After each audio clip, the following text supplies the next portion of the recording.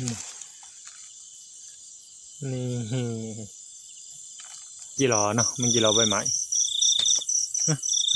ตกแตนหัวเสือตกแตนหัวเสือสบายดียามกลางคืนเนาะทุกคนตอนนี้อยู่กับ2 บ่าวสำรองวันปลาคือตอนนี้บ่าวสำรองว่าสิฮักอันไต่ตาเนาะทุกคนไปหาเหยื่อบ่ฮู้ว่าสิได้หยังไดเนาะไปหาเลาะเหยื่อตามป่ามันนี่แหละไปลุ้นกันทุกคนนี่นี่ทุกคนจุดประสงค์ที่บ่าวสำรองมาเลาะทายมื้อนี้กันเนาะมาหาเลาะอันไต่ตาหาจับตั๊กแตนเพื่อเป็นอาหารเช้าเนาะ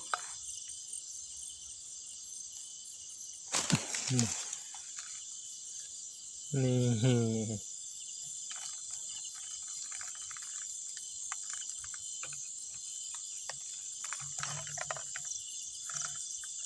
หากระไดน้อยเดียวทุกคนเลย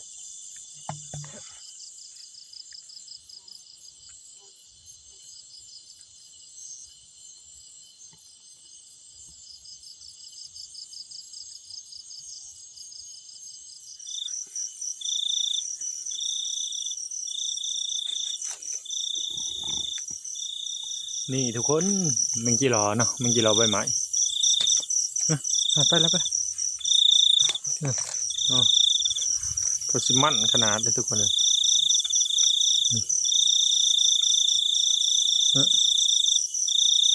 มันใส่ได้นี่แม่งตรงน้ำพ้นเลยเนาะ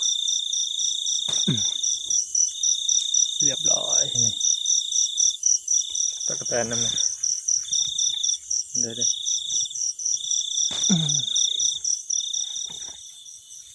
แตนหัวเสือทุกคนตะแตนหัวเสือตะแตนหัวเสือนี่เนาะส่วนลายเพิ่นสิอยู่น้ำป่าหญ้าแบบนี้แหละทุกคนป่าไม้แบบนี้เนาะเราต้องเลาะฮะนี่เนื้อไม่งอด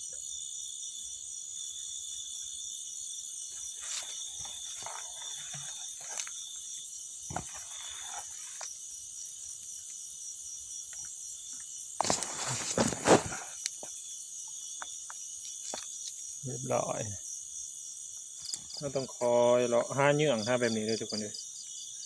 นี่